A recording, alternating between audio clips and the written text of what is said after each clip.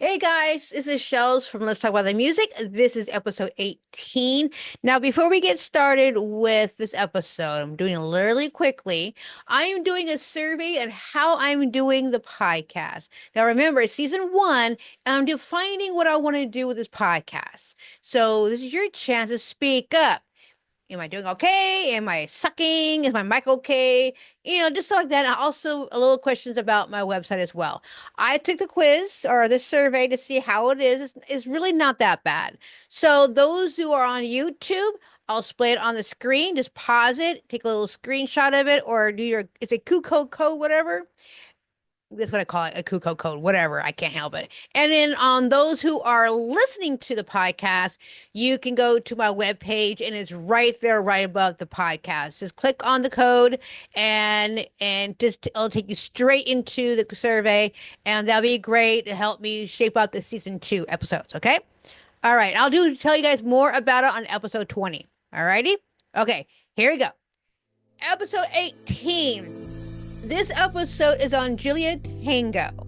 Now, we did have a conversation about all their tricks and trades and all they do with their show, how they met, but there's a little bit of nickname of them, okay? They are known as Bonnie and Clyde of the rock and roll era. So, we're going to dive in throughout the history of rock and roll that are rebels. You ready? Okay. Now, back up a little bit. Throughout the music history, it has always had its rebels.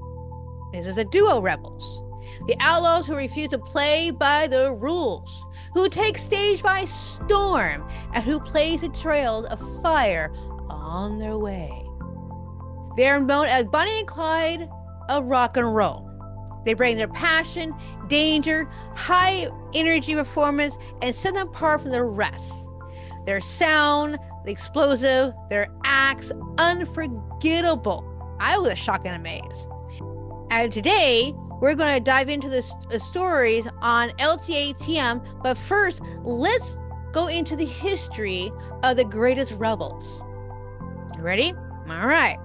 We got Nancy Sinatra and Lee Hazelwood. Their 1967 song, Some Valid Morning, has a mysterious outlaw vibe, and Nancy's Bing Bang, My Baby Shot Me Down became a single rebellious anthem.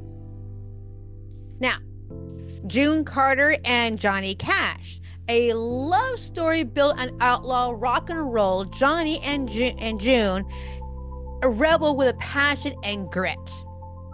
Sonny and Cher, not hard and edgy, but they define the industry expectation becoming a icon. I Got You, Babe. Tell you the truth, I don't even like that song, but I get it. Now it'll be stuck in my head forever. The Killers, Alison Morissette and Jamie Hens, a modern rock duo with a gritty blue sky rebels sound, keeping the outlaw spirit alive. Now, let's bring you back to the present. A continued traditions of the rebels of rock and roll duos. We're sitting down with a Bonnie and Clyde of rock and roll, Juliet Tango.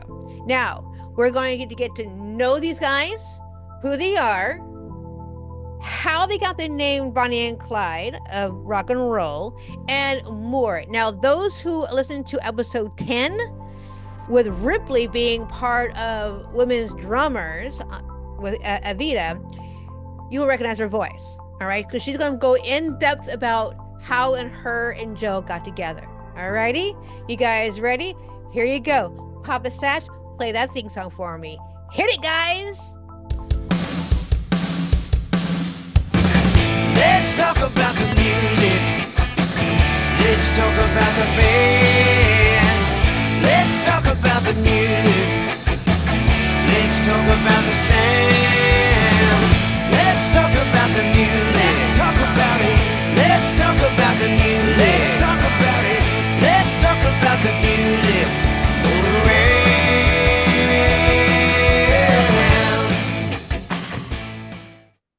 Everybody, the show's here, but let's talk about the music. We are at episode 18, and we are in treat to talk to Bonnie Clyde of the musician industry, Juliet Tango. Woohoo!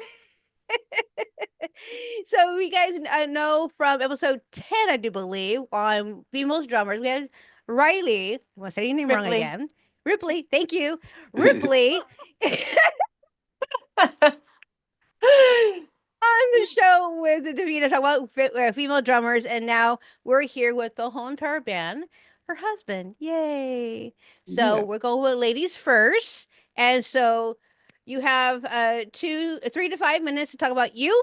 Talk about talk about all about you, inspiration, what you do for the band, and all that jazz. So go for it. Right. I'm Ripley Ty. I play drums for Juliet Tango. Uh, my inspiration for playing drums was Joe needing a drummer for a show at South by Southwest in Austin. And from a previous band, the other musicians couldn't come. And I was already a musician, though not a drummer. I've played like piano and stuff like that since I was a little kid. And he said, "You're a musician. You can figure out the drums, right?" I was like, I guess. And he gave me a headphones with his music on it, and like some of the covers he played, stuff like that, his own music. And on the dashboard of the van on the way down to South by Southwest, we drove down. He gave me a pair of drumsticks, and I practiced on like the dashboard of the van. And then the first time I played drums with him was on stage at like a club on like the main street of the festival in front of like hundreds of people. She did good. Wow. It was terrifying. She did good. Well, the thing is, you did it, and now look at you now, man. Yeah. Alrighty. Go ahead. Oh, I was just gonna say, but yeah, before that, I didn't have any like, musical idol that, gave me a burning passion to play drums, but I'm really glad that he got me to. Yeah, yeah. I mean, you actually learn on the fly, man. That takes a lot of talent, a lot of guts, and like, wow, just get up there and just do it. How many hours was it from Tacoma to Austin? Shit, we made it in less than 46, I think it was. It usually says it's a 3-day drive, but we made it in 2. We like marathon drove. Like you sleep, I drive. We Back we and were forth. running late. Yeah. So, Okay. So in those 2 days, that 48 hours of drive, you learn drums on the dashboard of a car. Yeah. They, that's awesome. It was That's amazing. it seems so stressful and scary at the time, but looking back now, it seems like it was really fun. Right, right. And then That's here how- you that- are now. Huh? that's how all tours are. They're Yeah. so stressful and just basically hell on fucking wheels. And then when you get home, you're like, that was fun. It was amazing. We should do that Good times. all the time. Never stop. I totally agree. I used to perform as a pixie every now and then, Mm. and I would get so stressed out about what I'm going to leave behind for a tour or doing something. And then when I get back, I'm just like, well, that was fun. Now what? Now what do I do? Yeah. Alrighty, Joe. What about you? Tell us all about you. How did you come up with this whole band? This is your baby, man. I know, right? As Yeah. the band, I just like playing music. Inspirations project. This is the weirdest flippant inspiration ever. Is Marty McFly from Back to the Future. I watched that movie when I was a kid, and I was like, I want to do that. That's what I want to do. And then Nice. just started trucking away at it. And then like when we were heading to South by Southwest, the band was just like, I don't know how to explain playing festivals and doing stuff. It gets the band used to doing just festivals, and you got to play all the little crappy shows in between. Right. And then you start, bands are like, I just want to fly there and play the festival, man, and fly back. And I'm like, no, we got to play all the other shows in between. And then the time just kept getting smaller and smaller and smaller. And I was like, we got to leave. We got to go. We got to play the festival. And then I was like, screw it. The band's done.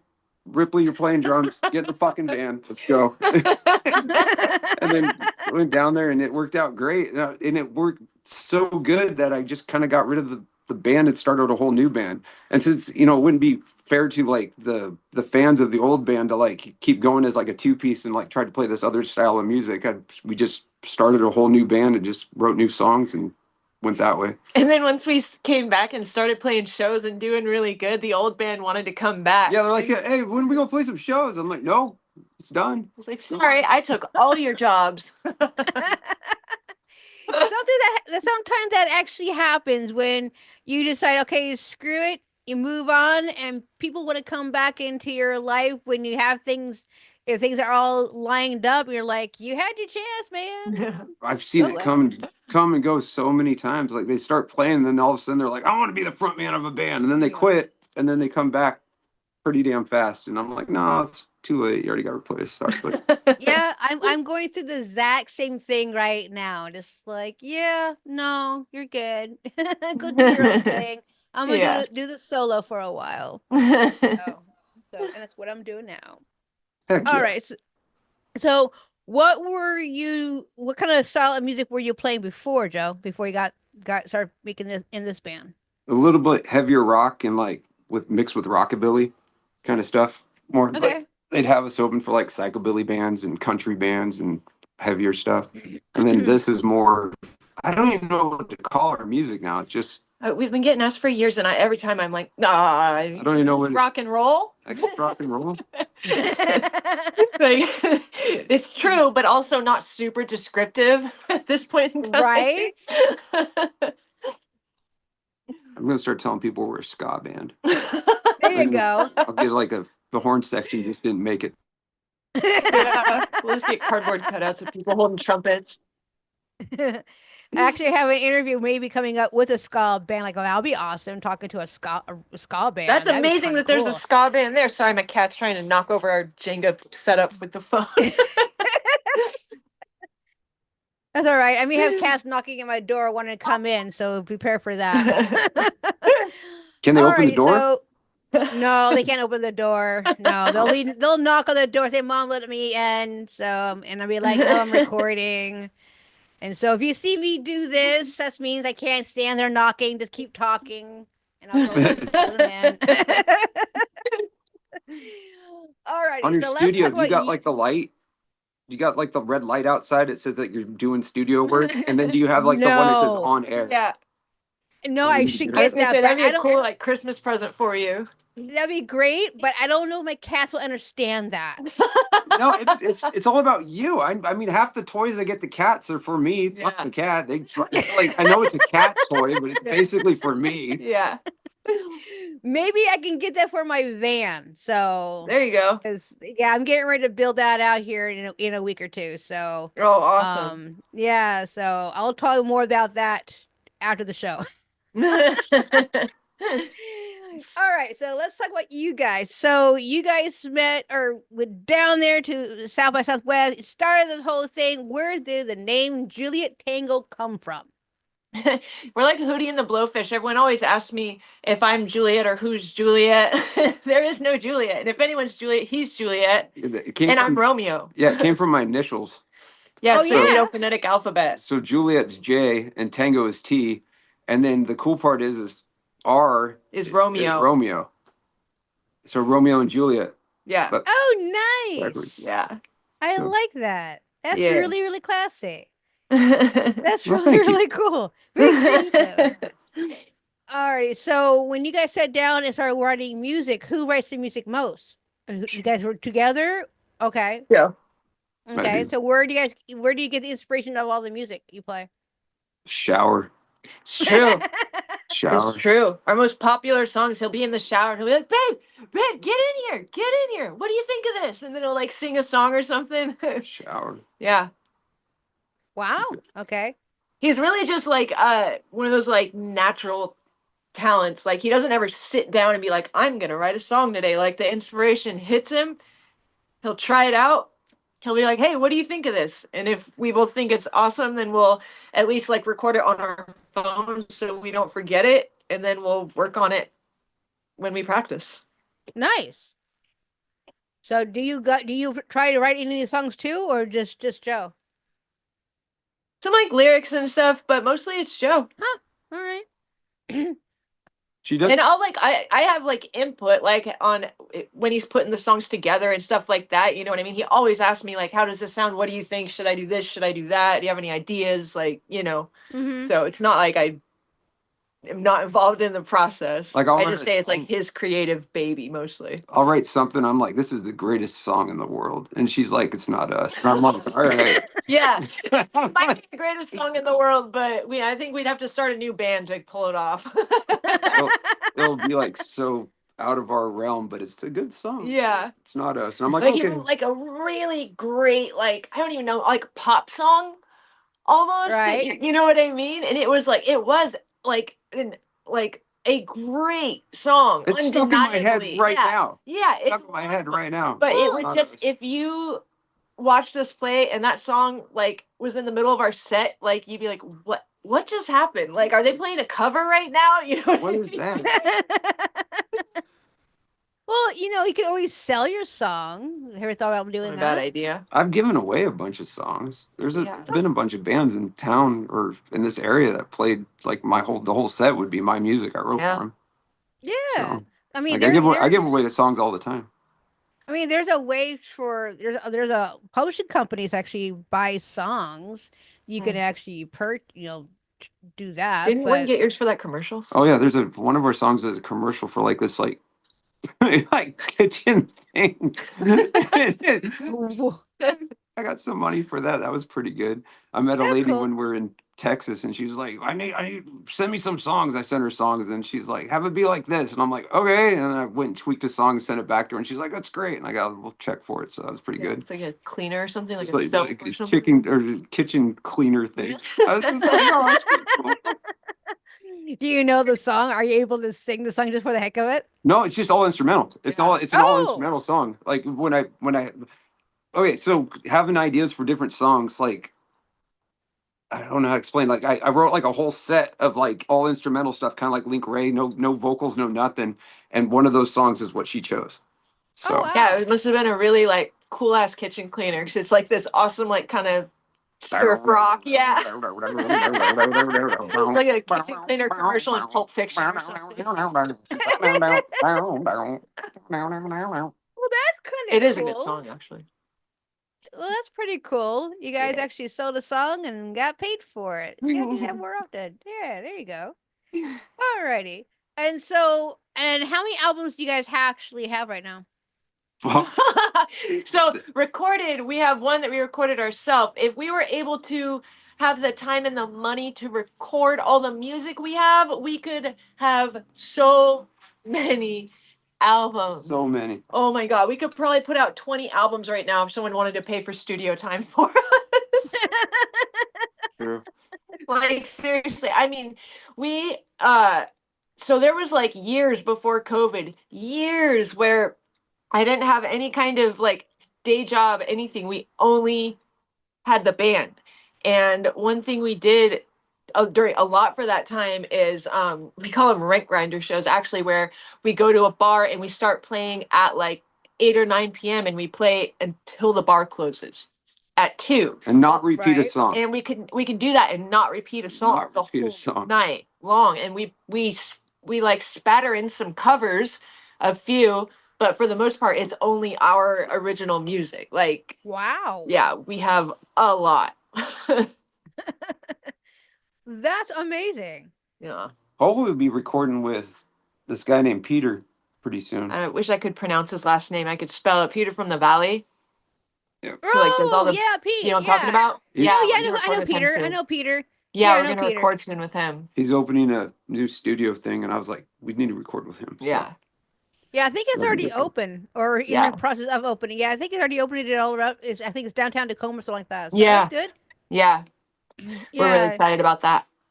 that's good. That's good. He's actually going to be doing that and helping people around in this area. Yeah. Yeah, I met Peter through from Jake, and because Jake and Peter used to be in a band called Man of the Moon or something like that. That sounds really And familiar. Man of the Moon or Moon of the, something like that, Man of the Moon.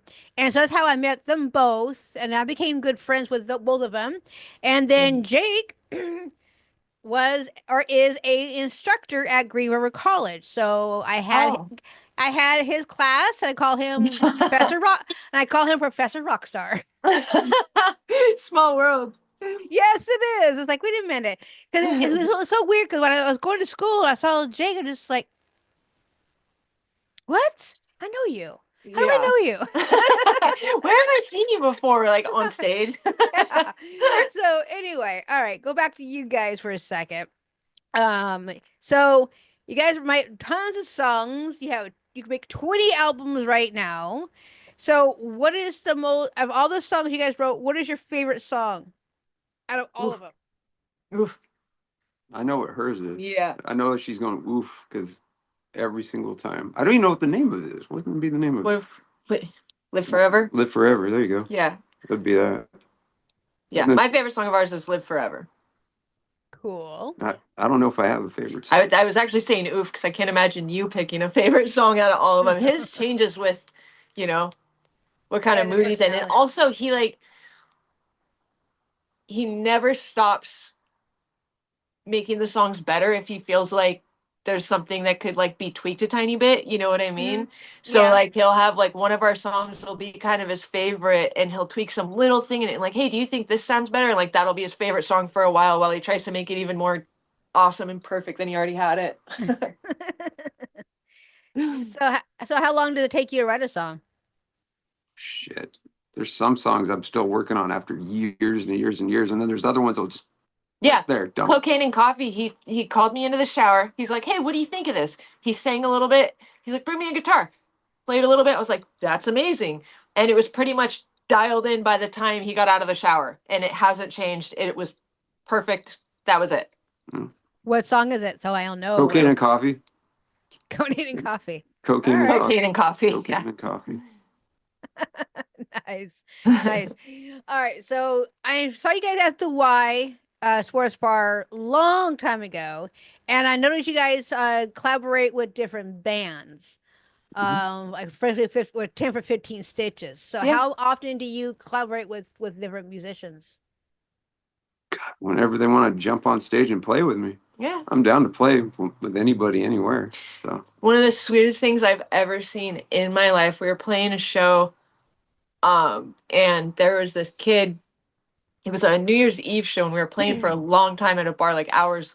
And during one of the breaks, this kid that was there told Joe that he had started playing guitar, and it was his dream to be in a band and to play on stage in front of people and stuff. And so when we went back up after our break and started playing, Joe had more than one guitar with him, and he plugged it in and he let that kid come up and play with us. Yeah, That it was is so so cool. sweet. Like, yeah, if someone wants to play with us, we're pretty open to it, you know. So how As did the long kid as they do? like, you know, or just want to have a good time, like, yeah, come Right. on up. So how did the kid work? How did the kid do? he did pretty good You did Yeah. good. for being his first thing on stage. Yeah. He did. Some of the main thing is like I've had a lot of people jump on stage for the first time, and this would be the front. And what they always want to do is go and turn their back to the crowd all the time. And he stayed facing front and keeping the rock star Nice. pose and just Yeah. trucked with And it. some people like think they want to be on stage, and then the first time they get on stage, they freeze a little Right. bit, you know. And he didn't have any of that. He just got up there and did the thing. Cool. It was cute. He was so happy afterwards. So So Like he was just walking around, just this huge grin the rest of the night. Yeah. So was do you now is he in a band, and what band is he in? Do you he's know? married and has a kid now. So Oh, okay, never mind. Yeah. we got to play his wedding. actually. Yeah, we did. Nice. we Yeah, gotta play his wedding. he hired us to play the wedding. That was fun. So it's weird how you meet people. Yeah. Yeah, it's true. Very, very true. It's like, you Very, want to very come true. play our wedding? Yes, we'd love to play your wedding. We've played a lot of weddings actually, Our weddings, and some funerals. you know, bar mitzvahs. Yeah. So people just, hey, you want to play? Yeah. There was one person who actually left money like with their estate planning For his funeral. Yeah. for us to play the funeral. It specifically was like a separate envelope that said this is for Juliet Tango. We got a call from a lawyer guy, and he was just like, "Hey, It's so weird. It's such a weird thing. He's just like, he wants you to play his funeral. There's it's all set to go, and this is the time, this is stuff. And we went out there, and it was such a cool thing because it was at the guy's house. He wanted his funeral to be like a party. And his house had this hill, like this huge hill, and then they built a stage like out on the hill, and it had a dock, and then we got to ride jet skis in between sets and shit. It's so fun. Nice. Wow, this is So really fun, actually. So is that the most bizarrest place you ever played? No, probably gas station Gas station. would be more bizarre. On our way to Texas for South by Southwest, I mean, there was every kind of obstacle you could ever imagine. Like, it was like the universe collectively was trying to stop us getting to this festival. And we ran out of gas and gas money. We had car troubles. And so at the gas station one time. Wait. Remember when I told you that time was shrinking like this? Yeah. And then we left? We had a van. The van broke down. We had to get another van going. I was working on building up like a race van, like this, like, drag race van. Yeah. We ended up taking that fucking thing. And that motor is not fucking cheap on gas. And then we got it running just like in the nick of fucking time. Like the days we're supposed to be there, like this day, like here, and then that day, this day, and the big show is this day, and then all the other little shows in between, whatever. So the days are ticking down. And then we left this flip. We only had $2 in our pocket, a full tank of fucking gas. I negotiated with the bar owner that's up north. I was like, I'll play X amount of shows for you for this amount of money up front. He had a pot farm down in Oregon. We met him at the pot farm. He gave us enough money that got us to LA. And then when we got to LA, we started doing ghetto shows the whole way that strip from LA across. And usually when we go, we'll go like this way through like, Colorado into New Mexico and this way. We did the I-5 corridor down because I figure if we run out of gas and we're fucked, at least we have like civilization that will keep us going. And then this strip over, and just different gas stations, different places, and like this one, the one show that got us all the way into Austin, we ran into a cowboy named Preston, just badass dude, real cowboy, not like fake cowboy, like real, like he like a cowboy, like a cowboy, like he's always on there showing pictures of him like wrestling like cattle and shit. Yeah. He filled our tank, and I'm like, "Are you sure you want to fill it?" He's like, "You guys are awesome, fill it." And I'm like, "Are you sure you want to fill this tank?" And like, it's like $200. And you're just like, "Shit, thank you, sir." We get to these gas stations, and we literally pull out my hi-hat, snare drum, my kick drum, and a drum stool, and he'd get his guitar and like a little amp, and we'd find an outlet outside of a gas station. Or the fucking inverter, but the inverter sucks because the inverter is really quiet. Like when you turn it up too loud, it will click the fuse thing. Yeah. So if we could plug in somewhere there, loud. Yeah. Loud. Yeah. And then we sit there and just play outside a gas station. Play for gas. Yeah. And get, couple bucks here, couple bucks there until we could get enough gas to get to the next town. Well, that's one way to make a tour for gas. Yeah. Well, we originally had shows booked, but like the shows right done, and then we were supposed to arrive in Texas on like Sunday, and then like our big shows were like at the end of that week, that like the next weekend, and it was like our van broke, and then it's Sunday, it's Monday, it's Tuesday, like we gotta go, like. Wow. That is amazing, but you made it and you did it. Oh yeah. And you're living to tell about it. Yeah. I'm fucking, there's been every time going to South by has always been some sort of adventure, and that was probably the most hectic one. Yeah. But good times. I'm hoping I would get to go to South by Southwest some days. I've actually met with the creator up here during COVID. Oh, and cool. Yeah, they have a podcast, a stage for podcasters. They have so many things down there, and I really want to go down there and check them out because I watched it grow to be this huge, beautiful thing. Like it started off, it was just a couple of days, and then it got bigger and bigger and bigger, and now it's like a month long. And the music's like the music used to only be like 3 days, and then it turned into like 4 days, 5 days, and then it was like a whole week.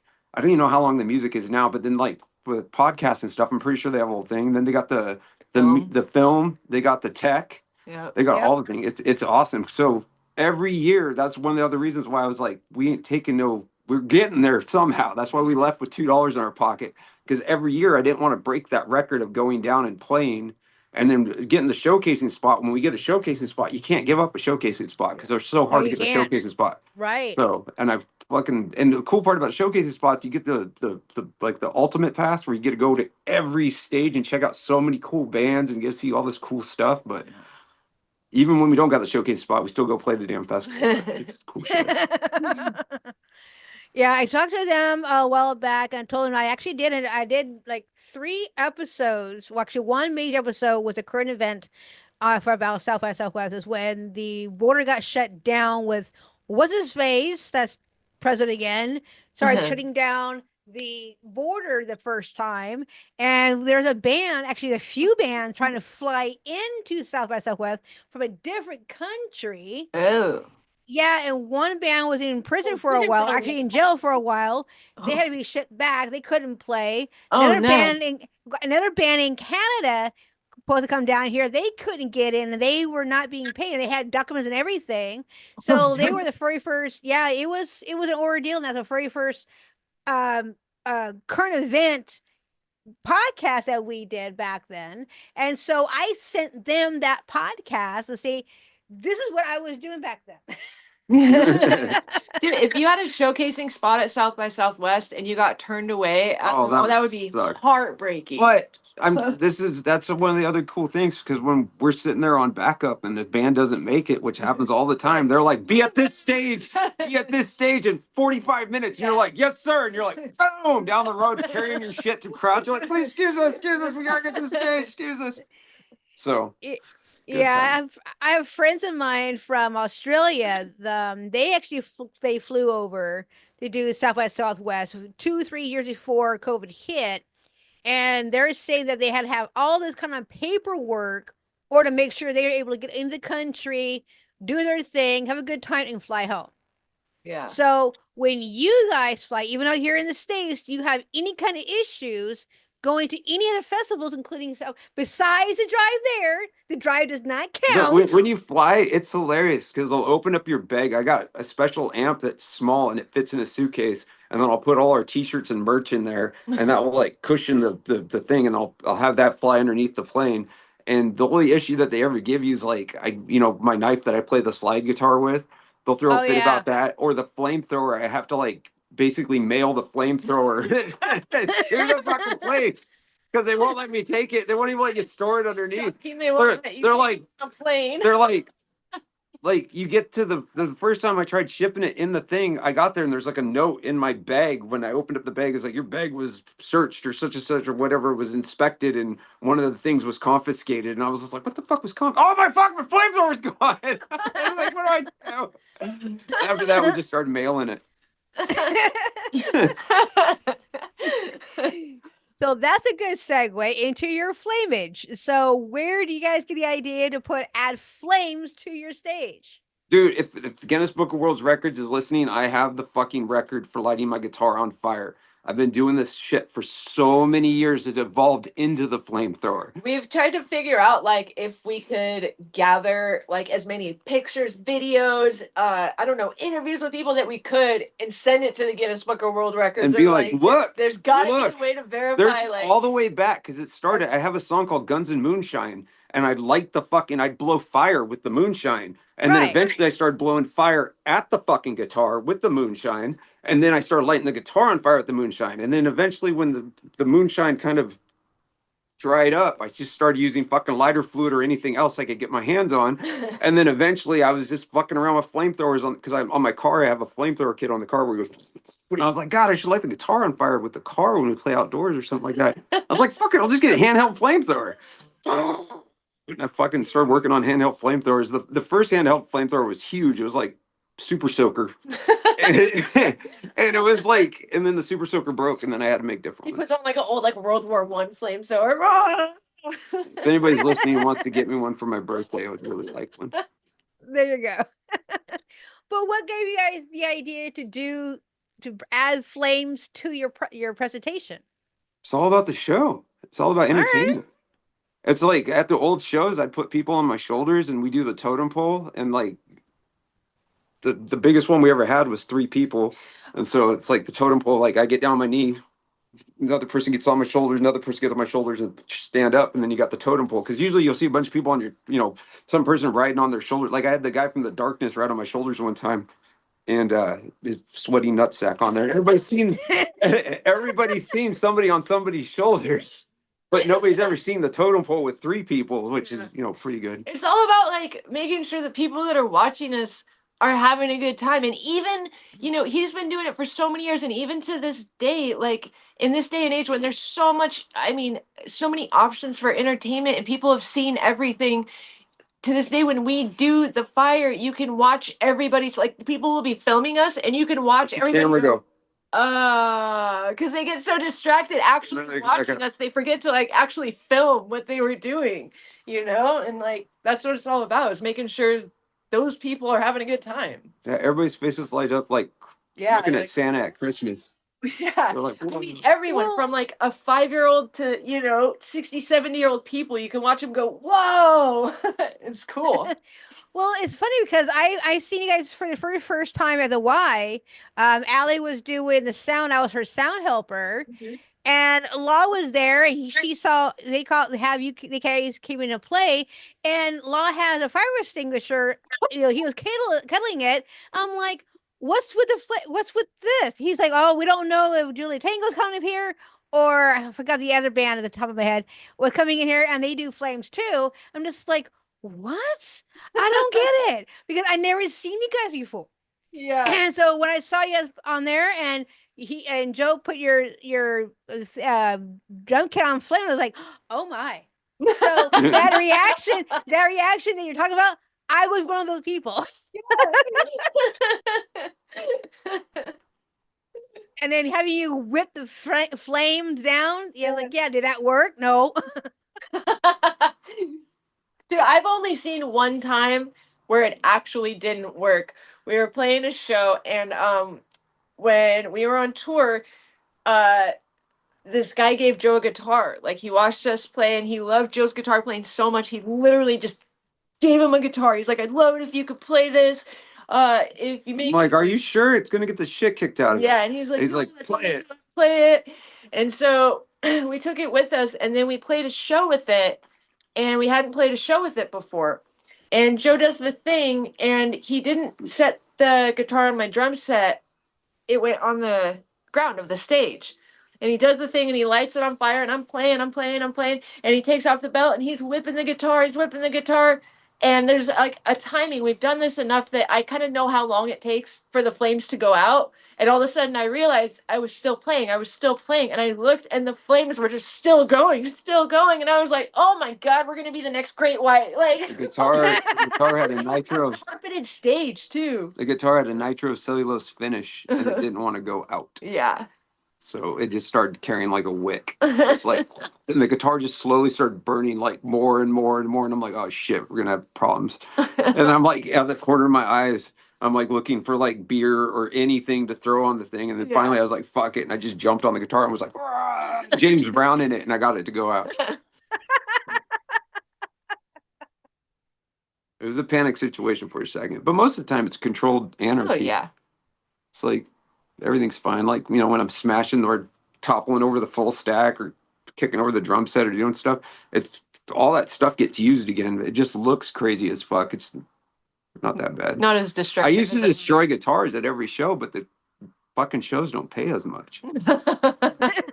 Like, I've destroyed so many fucking guitars. Like, we'd have to bring in a cinder block, put it on the stage, because like older stages, the guitar would go right through the damn thing. Right. I got so good at destroying a guitar, I could have it last. We could place bets. I could be like, I could smash this thing 3 times and then send it into splinters. And it'd be like 1, 2, 3 splinters. Would be fucking just gone. Yeah, Jimi Hendrix, man. Jimi Hendrix in spirit in ya. It's kind of sad. One of the guitars was at the Aberdeen Museum for a while, but then the museum burnt down. Kind of sucks. Huh. I think that one was from, I'm not sure, but I think that was from the Satsop Rock River Festival, which wasn't in Satsop. It was actually in Aberdeen. Mm-hmm. But that was a pretty cool show. And this gentleman got a hold of that guitar, and then they put it in there. Yeah, it's cool. It was like a little local museum, and they were like, this is Joe Ty's guitar, and had a little exhibit and stuff. That's cool. Yeah. That's cool. That's neat. All right. So how often do you guys play? Well, we These can't really days. announce all the shows we play because there's a bunch of haters that call us Nazis and shit. So What? yeah, they said they're white supremacists. They're gonna have Klan rallies at your shit. I'm fucking Lebanese, first generation born over here, and they're calling me fucking Arabic. fucking racist Nazi people. And it pisses me off because it's just like we're the furthest from that. For a while, my drummer was black, and it's like, do your history, guys. Right. Drives me nuts. So we usually just keep them on the down low and just go play shows. Yeah. Okay. And we played a lot more before COVID too. Oh yeah, COVID put a plump. There'd be like 1 or 2 weekday shows, and then the weekends every weekend. But yeah, COVID is just like wiped out. Yeah. COVID is still having issues with a lot of musicians, not just here in the States. Episode 4 was on how other musicians are tolerating or trying to recuperate from COVID, and so they're still trying to figure things out over there. Yeah, I it never got back to normal. No, it never did. I Yeah. mean, I got a musician in Canada. She, I guess the Canadian awards have not been haven't restarted yet. They're slowly coming back, but they haven't restarted the Canadian awards over there. Wow. Yeah, in Australia, King George, he's just doing stuff in the studio, and he's not really doing anything live. Gen 2, I think it's what the band's called. In order then to have a really good crowd, they got to go to they had to go to open mic night to get anything, just to wow. play. So it's crazy, and Yeah. we still got a lot of taverns and bars is closing down still. That's are not around anymore. So it's really hard. Yeah, absolutely. It was, is. Yeah, is. So even though COVID is where it is, how are you guys handling trying to recuperate? How do you guys going to be trying to do all the stuff that you used to do, or is it a slow crawl? slow crawl. It's a slow crawl. Just keep trucking. I mean, before COVID, I mean, we had so many booking requests that I had to like put people up and schedule like months and months and seasons out. She's given so many shows to different bands that we couldn't play. And I don't know, just she doesn't get enough credit for that shit. But just keeping the music alive kind of thing. But yeah, just whenever they show up, play the shows and just keep going. Yeah. That's all you can do. Yeah. It's all about for the love of music. Yeah. Wow. Like we really do just enjoy it. Like we go out there and do the thing and play the same show, whether we're playing to 3 people in a room or 300, you know? Huh. All right. I miss crowd surfing though. That's fun. It's always good times. So everybody go to a house party at all? Not All the time. Yeah. Oh yeah. Oh yeah. All the time. Many. Those are usually the most fun too, because like everybody's just fucking partying their ass off, having a good time. Like such a more relaxed atmosphere, and a house party is usually more people know each other and are friends. Mm-hmm. You know, as opposed to like. So everybody in the crowd's getting along, and then exactly. Like there's no. Yeah. Whatever. Like, you know, when you go play a show, there's like that group, then there's that group, and then there's that group, and then there's that group, and there's that group. At a party, they're all like just mingling and having a good time. Yeah, it's fun. Yeah, I haven't been to a house party in a very long time. I almost went to one last Saturday, but it got canceled. Hopefully it'll be renewed. It'll be, rescheduled and I get to go. So I was excited to do that one. So it's canceled. Like, what? Why? Remember us. We're always down to play parties. So just let us know. Let me know when you guys are going to do a thing. I mean, I might tell you the truth. I'm be having my graduation party, so I'm looking for ways to throw a party. So who knows? Maybe we'll have some bands to play. Yeah, I just now thought about that. Oh, that's a good idea. Yeah, we're down. I don't know. I don't know where we're gonna play at, but I'll figure that out. I guess. As long as I have like one outlet and we can play. Yep. The problem is like if you have multiple bands, my setup doesn't handle multiple bands. Like my setup will handle us. Yeah. And it's like they get to like they'll come up and they'll be like, "Is this what I'm singing out of?" And you're just like, "Yeah, that's all I got." It works for us. Or like when people ask to use our drum set, we're like, "Are you sure you want to use it?" All right. Stripped down drum It's set. like Yeah. it goes thunk, thunk, thunk, but most drummers can't play on it. Yeah. Because it's only for Juliet Tango. That's all it is for. It's very geared like specifically for a Ripley style drummer. Yeah, I mean, there's some people who are only able to drum on certain drummers anyway. So So, have anyone tried though? Try to work your drums? You can see the disappointment in their face Yes. when they do. Yes. You can see it, like literally see the disappointment in their face when they sit down. They're like, "Where's the rest of the fucking drums?" And they like Yeah. look around, Do you have rack toms? and we're like, "No." Like, okay. I always warn them. I'm more than willing to like let people play my drums and share gear, but I always warn them, this is what my drum kit is. You're more than welcome to play it, but most people don't want to. And then they're like, no, it'll be fine. It'll be fine. It'll be fine. And then they get there and they're like, oh no. What the drum kit works for you. That's all that matters. Yeah, exactly. Yeah. Couldn't agree more. All right. So on your Facebook page, you guys are title yourself as of now I can't think of the name. I just been saying their names all from the Bonnie and Clyde. beginning. Thank you. It just Yeah, I got you. So it's just like shush. So where do you guys get that idea that you guys are Bonnie and Clyde? Tell her. Yeah. Cops. Oh, Yeah, you're getting pulled over by the cops, and they're like, "You're like the Bonnie and Clyde of rock and roll," and we're like, "That's fucking good. We're gonna use that. They're gonna use that. Use that." that's awesome. That's Yeah. awesome. Yeah. Have you robbed any banks lately, or is it just rock and roll? I don't know. I don't know if it's been 7 years, right? Like, it's just rock and roll. Like I we just said, had COVID was rough, COVID was hard out here for a struggling band,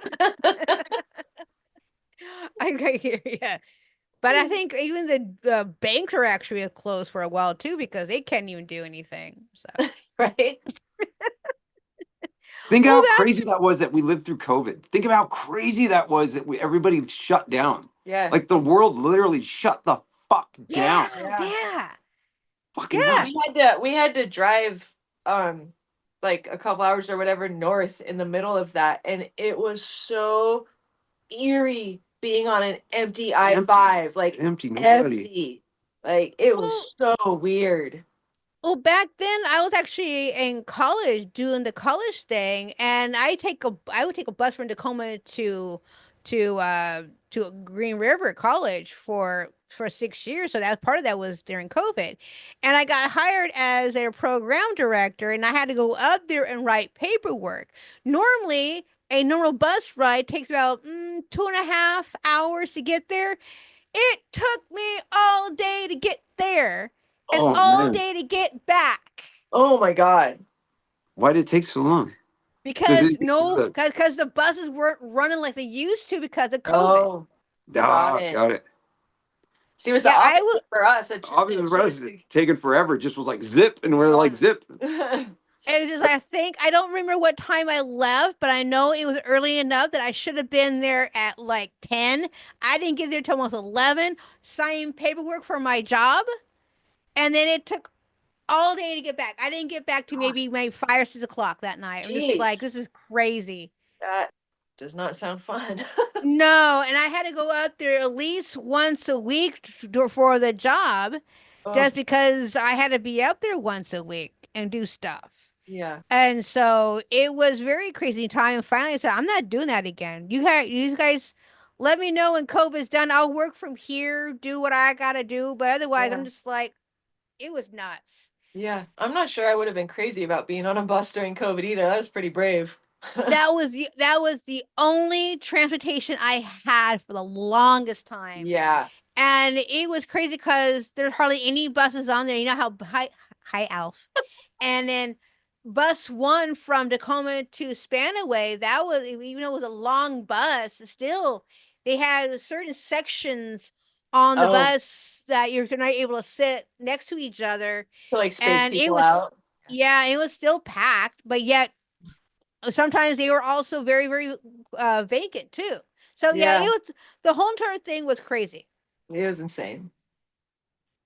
But the deers come out and all the wolves came out, all Nature the started wildlife. reclaiming the Yeah, world. it's basically what it was. The nature Yeah, took over.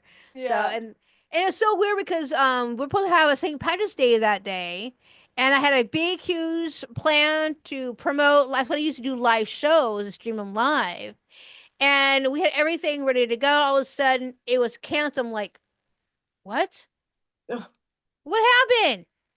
And so yeah, it was Yeah, crazy. within like 2.5, 3 days, I had like 6 or 7 months worth of shows cancel. Just boom, boom, boom, boom, boom, boom, Yeah, boom. it was. It was We insane. right when it was starting to go down, we went and played a show, and like a couple of the bands didn't show up, and we're like, "Oh, so we just play longer?" And they're like, "Yeah, whatever." And then the next weekend, more bands dropped out, and then that. Oh shit! Whoa, we just What lost happened? power. Did you see that? Hang on. Yeah, Oh, was that me or was that you oh, guys? was it the cat I don't know. or was it the cat? We got a flashlight, I guess. Weird.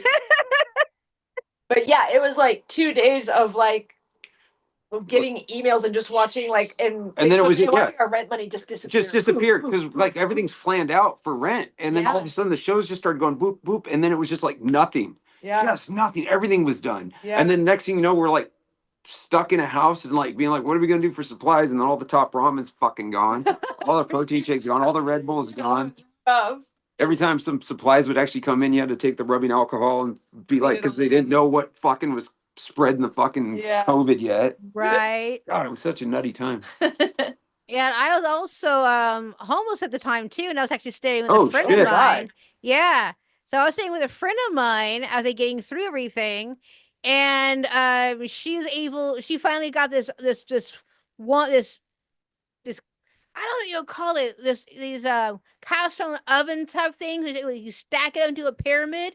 So she would have all the home cooked meals there Oh and wow. cornbread on there. It was so yummy. Oh, that's And so awesome. I was fed and all that stuff, and That's she was taking care of her amazing. mom. Yeah. And it was, I mean, we had a good time. We used to go out every so often just to go to dinner or whatever and BS Yeah. about school, work, and all that stuff. Because she was also a business owner, because she taught me a few things on business owning. Yeah. And so it was an amazing, interesting thing. But yeah, it was just like crazy because we couldn't go anywhere. And so just keep me going. I was going to start this podcast back then, but I wasn't ready for this podcast. I didn't know what I wanted to do with this podcast back then. Yeah. And then so I built the radio station that I actually went to school for. So I built that station all the way up until couldn't continue with it anymore. But yeah, I just built a station. Nice. That's during COVID. awesome. Yeah. That's awesome. Good for you. That's So cool. I had to keep going, or I'd be like, what am I supposed to do with myself? Yeah. So yeah. So that was my COVID-19 situation. So One of ours yeah. was we found a litter of stray kittens in our backyard, and we brought them. There was no mom. They were just like abandoned in our backyard. So we brought them all inside. They all had fleas. They were all, they'd been stuck outside by themselves. So I brought them inside. We cleaned them up and fed them. And I found them. There was what, 4 of them? One, Two. There was a two. two, yeah, four. Four. Supermodel, the Tuxedo Twins, and Tiger. And so I found good homes for all of them except for this one. And this one was like scraggly. She had like the little goop eye thing that like kittens get. So bad that like when she slept, her eyes would dry shut. And you had to put a warm, wet rag on them. She'd wake up with her eyes stuck shut and be like bonking into walls and stuff. It was so sad. And so I got all the other kittens homes, and no one wanted this little scraggly, goop-eyed kitten. And I wanted to keep her away from the other cats that we have too, while I was getting her healthier. And so basically for 3.5 months during COVID, 4 months, I don't know, I spent like almost the entire time I was awake every day, and sometimes I would sleep with her in there with this little kitten alone in this room I had her in, like just making sure she wasn't alone in there, giving her baths, getting the fleas off her, cleaning her eyes, stuff like that. And nobody ever found a home for her. Now she's my favorite cat. Oh, With attachment issues, I think, from me spending that much time with her as a baby. possibly, All the yeah. time. So, All the time. She follows me everywhere. If I like leave the room, she could be in a dead sleep. She'll like wake up and start crying and follow me out. so what'd you name her? Well, officially her name is Toothpaste. But we call her Tiger But Princess. we call her Tiger Princess. Oh, okay. Tiger Princess. Tiger Princess. Yeah. Is she the one that turned off the light earlier? No, I think that was Chirp. No, that was Mando. It's the same one who made an appearance on the last episode I was on. Like poked her head up and that's her. Got it. Got it. Yeah. Alrighty. So what else can we talk about? We can talk about cats the rest of the 30 minutes. I don't care. Alrighty. Okay, so what? Oh, nothing. She was starting to drink something, and I was about ready to say, I was like, I still don't feel good, but I'm down. Okay, all right. He's such a trooper. All right, so how about this? So name all the independent musicians that you have worked for and what and Keep going. give your impression of them. I don't know. No, keep going. What, like, wait a minute. Wait, name the people that we worked with. Yeah. Oh my God. God, there's so There's many. thousands. There's so many. Like There's so many. Oh, There's so many. There's so many. There's so many. And then Did I immediately draw a blank and can't remember a single person we've ever worked with? And yeah, right. And then the other thing you got to think about, like something I showed her, like, I don't know. I tried to tell her, I was like, you're going to see people come and go, and you're going to see them come and go. Yeah. So over the years we've been playing, there's cycles. There's like this group of like, 15, 20 bands that we play a lot of shows with. You know what I mean? And they're like there for like, 2-3 years. We see them around, they're doing the thing. And then all of a sudden around, usually within like the same year, so the bands start breaking up and disappearing. And then this new crop comes up. And then there's a new, 15, 20 bands that we see around that we play shows with all the time. And then a few years later, the bands start breaking up. Wow. And it really is a cycle. And he told me that exactly, like when we first started playing together. I was like, don't get attached to any of these, but like be Yeah. friends and have a good time with it, but don't get attached because they're all going to disappear. Yeah. And then that first cycle I saw, I was like, oh my God, you were not kidding. And it's absolutely true. It's sad because when you play shows with bands and stuff, you start growing attached to. Yeah, you make friends with them. I mean, yeah.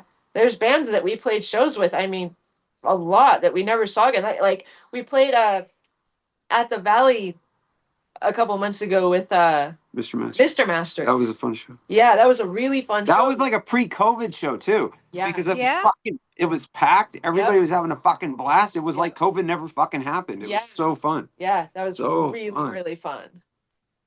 I miss those guys. Cool. Yeah, and that was like a band that we had played with for a really, really long time, and then they were gone for a while. That was their first show in 4 years. Yeah. That night that we played with them a couple months ago, so it was Right. really cool to get to see them all again. That's good. That's good. Yeah, I have noticed that some bands will come in, hit it strong, and then they'll fill out a little bit. The whole new batch will come in. Just like, okay, I guess there's There's some wave.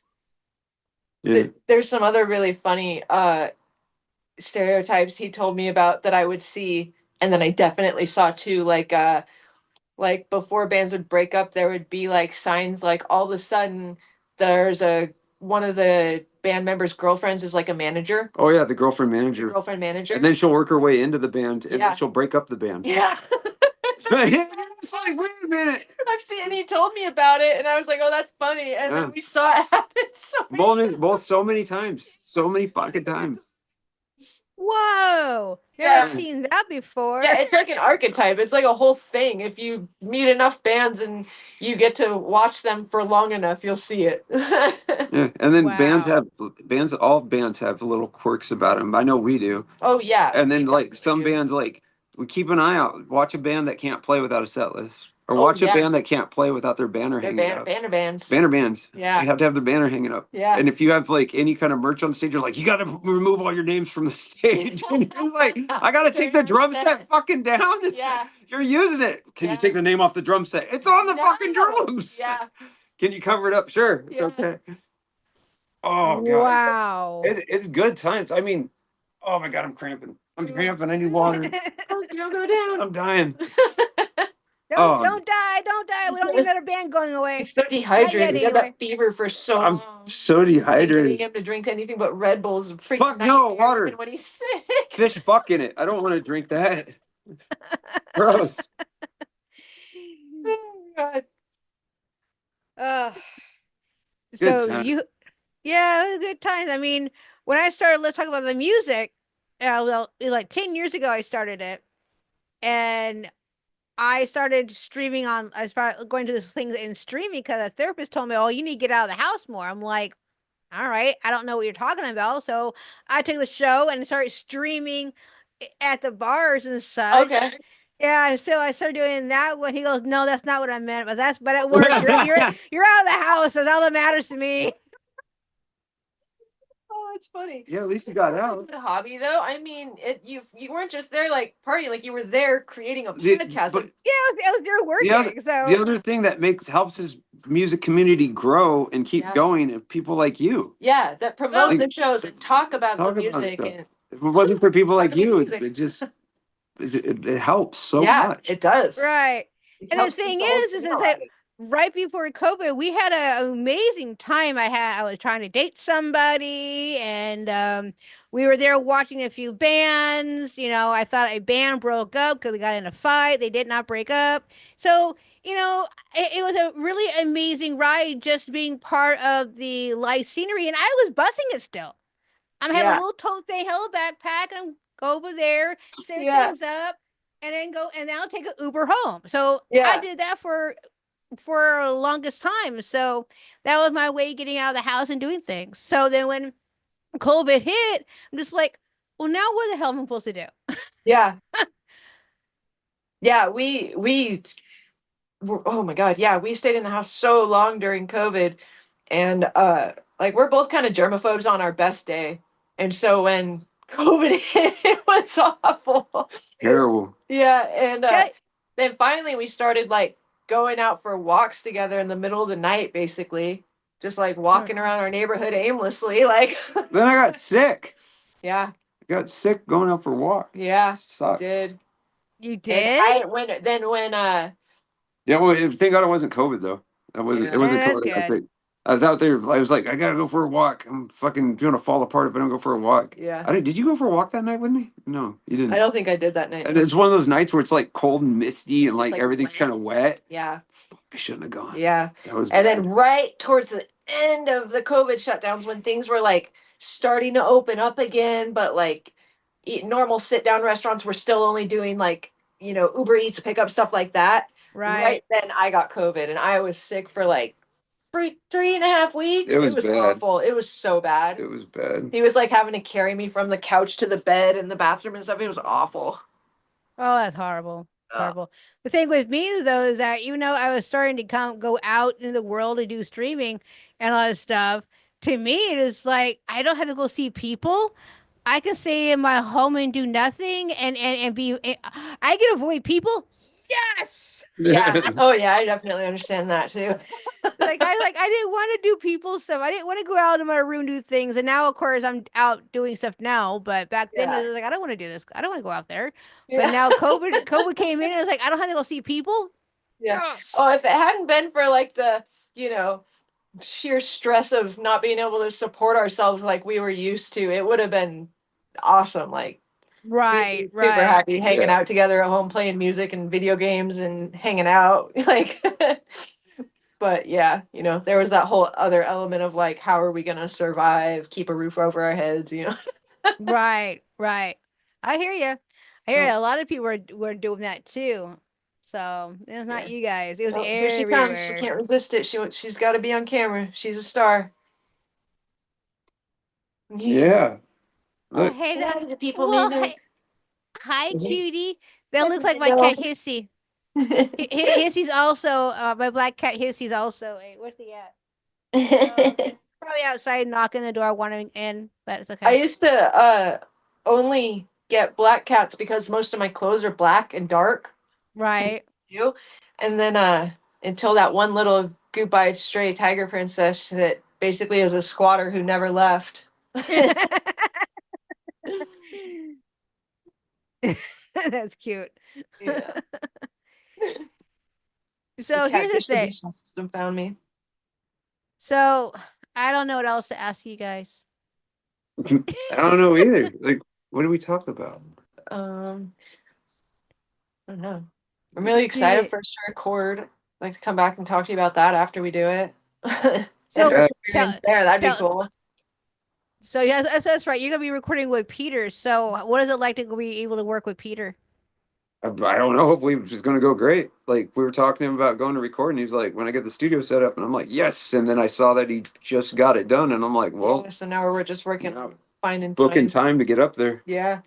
and get it done. And we're excited. Like us recording, people always think we're gonna need Just get the microphone going and then do it. Like, we can nail it. and Just let like, us just go. We can just go through our songs, bam, bam, bam, Bang, bam, bam, bang, bam, bang. bam. Like we have our stuff down. We've played our music together a lot. Like a lot. So that means that Peter will be doing all 20 albums, right? Oh, that'd be Here's cool. hoping. That'd be cool. It'd be amazing. That's where it comes to their Keep skill, talking. because they're the ones that have to sit there and do the mixing and stuff. We just Yeah. come in and do the easy part. Yeah. We got the easy stuff to do. Yeah. That was my cat Bugsy. He knocked. That's kind of cool. Yeah, I always wanted to be there watching. Well, actually, I kind of was when I was working with Allie for a little while. She wanted me to see what it's like to record an album, like or record a song. Like, oh, okay. So I went to the kennel. She was recording a session for Digging for Change. So she had me watch, Scott play, and she mixed it all together. And just watching her do things, it was just very amazing how she mastered and mixed it everything. So Yeah. it was just fun. So I always wanted to be part of how things go from start to finish. So Yeah. that was kind of fun watching her to do that. Yeah. It's really cool. It's an interesting process. Yeah, really is. So now when you guys go into Peter, are you guys gonna play together like a full studio, or are you gonna be playing one track Joe, then one track you, and then he's gonna mix it together?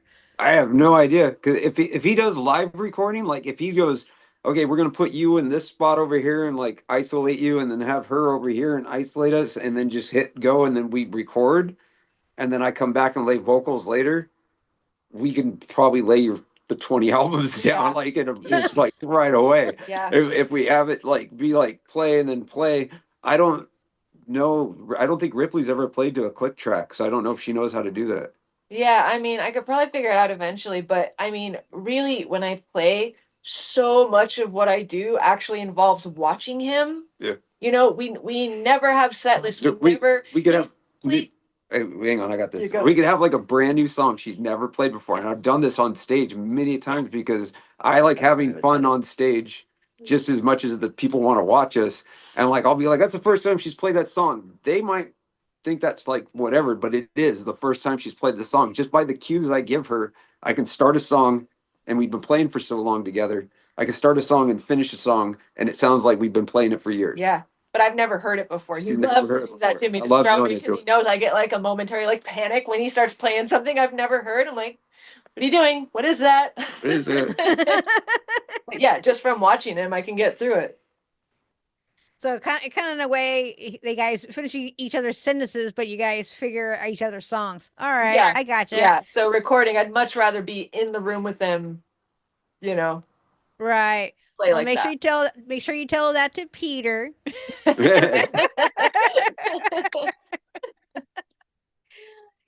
I hope it all works out. I'm looking forward for the new EP. All 20 EPs come out. Yeah. I'm sure it'll be awesome. That'll be I'm good. pretty sure. It's gonna be awesome. Alrighty. So how often do you do the podcast? Every single Tuesday, I recorded it on Tuesdays at 6 p.m. I mean, I have opened it to 10 a.m. on Thursdays and Tuesdays with anybody, which last Tuesday I recorded something at 10 a.m. in the morning. They're in back east, so I did record them last Tuesday, and then I was going to record you guys last week, but you weren't too feeling very well, No. which was I'm so fine glad because we didn't. it was funny because I was going through the anxiety attacks because I was trying to use different stuff and it didn't work. So yeah, so I'm happy with that. So you're good. Yeah. So I do every Tuesdays I do this recording, and then I put my beginning of it, the history of whatever we're talking about, and then I make it into a MP3 so people can listen to it on to blogging, or not blogging, to podcasts, wherever you want to stream it, and then I put it on YouTube so people can watch it, and then I blog it. That's awesome. Sounds like a Yeah. lot of work also. It is a lot of work, and I don't know why I'm putting myself into this mess, but here I am doing it.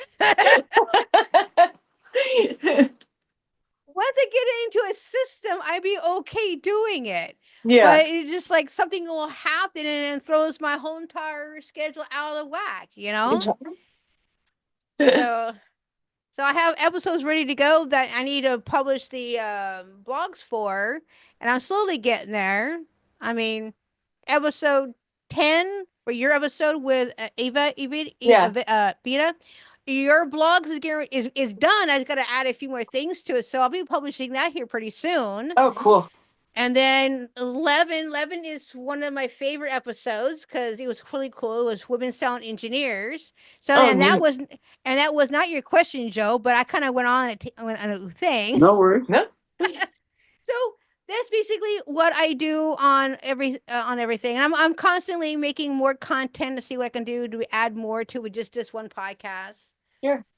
So I've been working on my business plan for 10 years. Finally finished that out last Thursday. So Awesome. So yeah. So that was your question and more input. Yeah, I think this season is gonna end probably on June 2nd. I'll be graduating and walking on the 18th. So I want to start traveling here in June. So yeah. Where are you gonna go? Anywhere. Everywhere. Maybe I'll play at gas stations to keep going. It works. Yeah. It works. Yeah. That'll get you there. A podcast outside a gas station. Hey, are you a band? You want to be in my podcast? Get money. Put gas in my van. I'll put you. That'd actually be a cool flipping podcast. Yeah. Randomly hitting people. Stand outside. Yeah. Hey, do you need to be anywhere? Come here. Sit. Yeah. Talking to the microphone. I like candy from Right. strangers. We're gonna talk about the music. How about gas station music? How about that?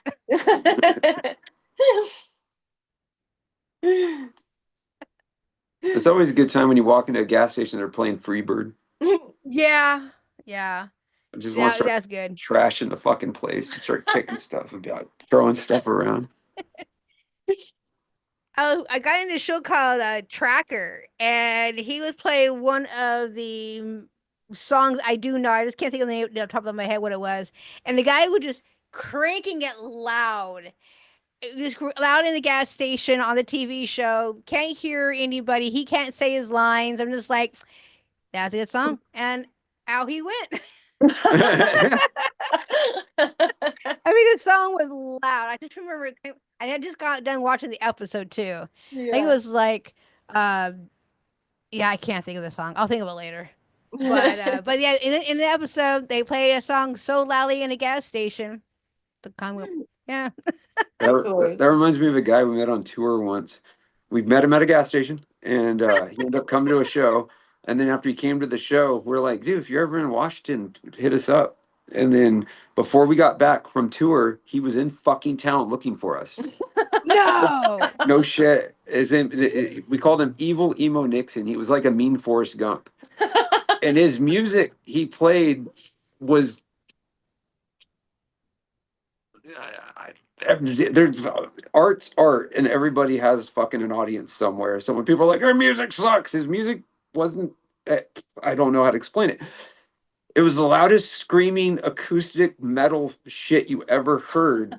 And then when he got done, you were like, "That wasn't that bad." But then he'd look at you and be like, "That was fucking I'm So Lonesome I Could Cry by Hank Williams." And you're like, "What? What was it? Was it though?" I don't know if that was that song, but okay. Maybe in his head it was that. I know, right? But if you could have given him, and I wanted to do it so bad, I wanted to get him a band and give him an electric guitar and have him play like a metal set, because he actually could have done it, and you just fucking probably got a huge crowd and gone off to be a rock star somewhere. Yeah. But instead, he lived in my van for a while till I ended up kicking him out. And I was just like, "Dude, I'm tired of walking through your piss trail, dude. You gotta go, dude. It's been 2 Wow. months. You gotta go." You guys have some interesting lives, I'm telling you right now. Oh, fuck. Good times. Very good times. Very good times. Alrighty, so let's wrap this up a little bit. So as I am going to do the hot seat with you guys. So Ripley knows about this one. She remembers shit, it. what's fucking hot seat? The hot seat, you kind of did it already, is where you guys can turn around and the show on me and ask me one question. I can't ask that. We'll get censored. Be nice. I was just gonna say, I've already done hot seat. It's your turn. Let me think.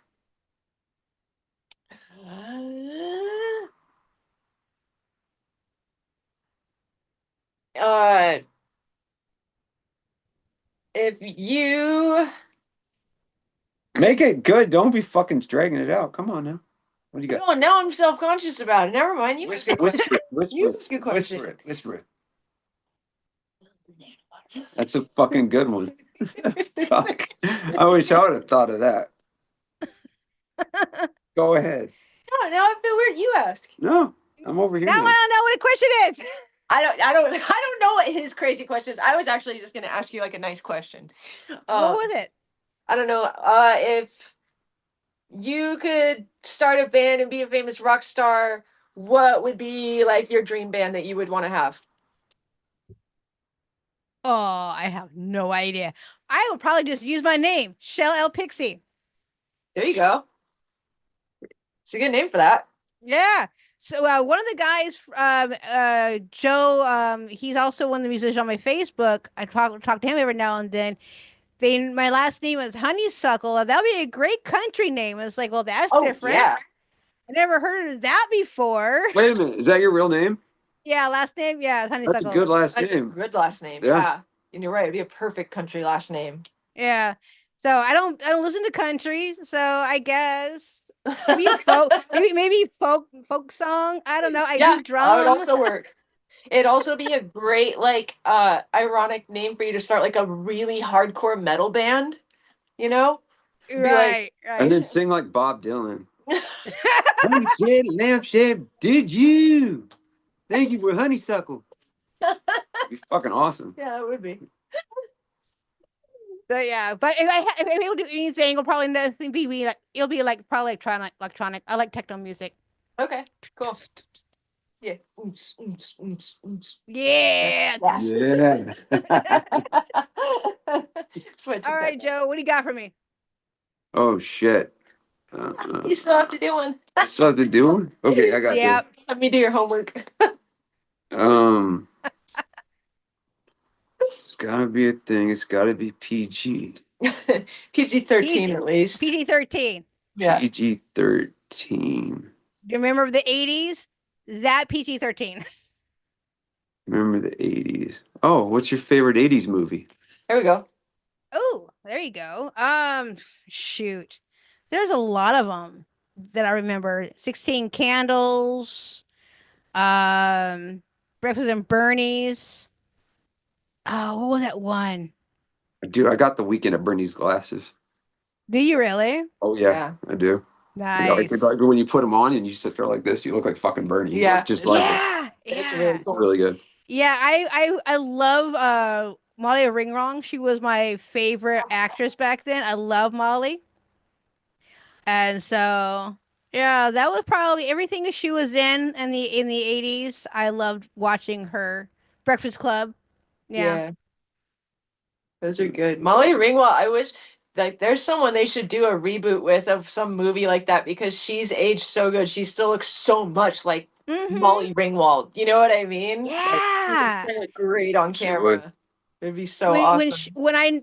When she was starring or co-starring or guest star into the Riverdale series, Oh, I I haven't was watched just like, really? Oh yeah, she was on there like Molly, that. Red Molly, and when she appeared, I'm like, you Yeah. woman. Yeah, we started that once, but we didn't get that far into it. Yeah, she was on there, and I was shocked the heck to see her. She aged beautifully. Yeah, she looks great. Yeah. I guess there was talk on them doing a reboot of the Breakfast Club, Is it gonna but be people with that? yeah, every single actor said no. Who actually did that movie said no. It Yeah. wouldn't it how the world is right now. It It wouldn't make wouldn't any do it. sense for No, people. it would turn into a totally different movie that would do nothing but like anger the fans of the original movie, you know? Right, right, Like, not right. even worth it. And then that another one too. It was a Princess Bride. I don't know if that's 80s or 90s, but God, I Princess love Bride is Princess another Bride. one. Yeah. And they were talking about doing a reboot with that one too, Ooh. but that but a No. lot of them I think they didn't do that one because it hadn't came out yet. I think a lot of actors said no. Even Corey Elg said no. That was not it would not be a good idea. I mean, it'd be great to have a prequel, building Yeah. up to it, Yeah, but but not not the a actual remake. movie. Not. Yeah, No. yeah, yeah. Right. Alrighty, guys. Plug yourself. Tell us where everybody can find you. We are Juliet Tango. You can find us on Facebook. You can find us on Instagram. Juliet period Tango is our Instagram handle. You can watch our magic tricks. You can listen to us our some of our music on reverbnation.com/Juliet Tango. And hopefully very, very soon there will be a new EP on all the streaming platforms to listen to as well. We will be playing at the Valley again on March 24th. I don't know if that will be relevant when this comes out, but we will be there either way. That a Monday? Yeah, it is. It's a weird day, I remember. Yeah. There's Well, I a have the. touring Touring band. band coming through, and Peter needed someone to play with them. Well, guess what? I have Mondays off. I may actually be Yeah, there. Yeah. come on out. Yeah. I got a little surprise for you guys too. On March 23rd, which I think this will actually air after that, also is that I will be live at a festival doing a podcast thing called the Spotlight Creative Women. Let me get the flyer out. Oh, I cool. will be doing the podcast live.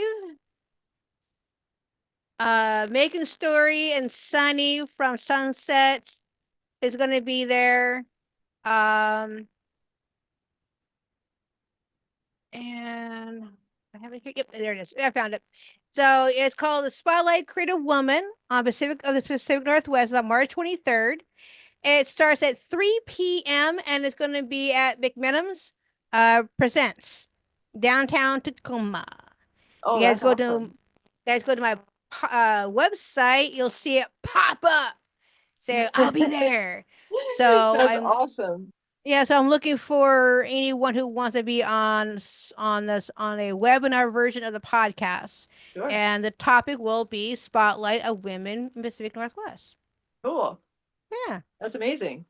Yeah. So Monday 24th, you guys going to be there on that Monday. So I'll stop by to see you guys there. So anywhere else you guys gonna go? Well, we just booked a party, but I don't think that people get invited to that one. No, yeah, we have a few No. private shows, and I'm finalizing our like spring summer schedule right now. So Perfect. TBA. All right. Pay attention to our Awesome. Facebook and Instagram. It'll all be announced on there. there is one cool thing though, for the 4th of July, if I just found out we're playing this Tads in Tenino for their festival, and they dropped it for $50 for the whole weekend for people to come out and camp and listen to bands. So Nice. I don't know, that'll be on the thing too. She handles all the booking, so Okay. I was just like, I was wondering who does all the booking. oh, she does. Okay. That's good. Good. All right, guys, and I am Cheryl. So let's talk about music. You can listen to the show on at 8 a.m. Well, this episode will drop at 8 a.m. on Audio Boom and all over podcasts. And 3 days later, it will be on YouTube at 8 a.m. And you guys can watch our beautiful faces. Oh man, I probably look like crap.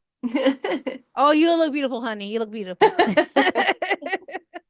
And then eventually I'll have this blog put out once I catch up. Awesome. Thank you for having us. Yeah, thank You're you so very much. welcome. You It guys was are awesome to welcome. be back. Oh, it's awesome to have you here. So yay. So don't go anywhere. I'm going to take a photo behind the scenes and tell you guys more about the van thing. So, all righty. Cool. All right. Bye, guys. And thanks for Bye. watching and listening to us. Bye. Thanks for listening to Let's Talk About the Music. I hope you enjoyed today's topic. Remember, the show is more than just a podcast. It's a multimedia experience. You can enjoy the content as a blog, a both audio and visual format, or stay tuned to connect with other conversation. If you like what you hear, don't forget to subscribe, like, and hit that subscribe button. As that way you'll never miss an episode. Also, be sure to sign up for our newsletter for our latest update and exclusive content. Until next time, grab your headphones or tune in visually and let's keep that music journey together. Let's talk music, because the music is everywhere.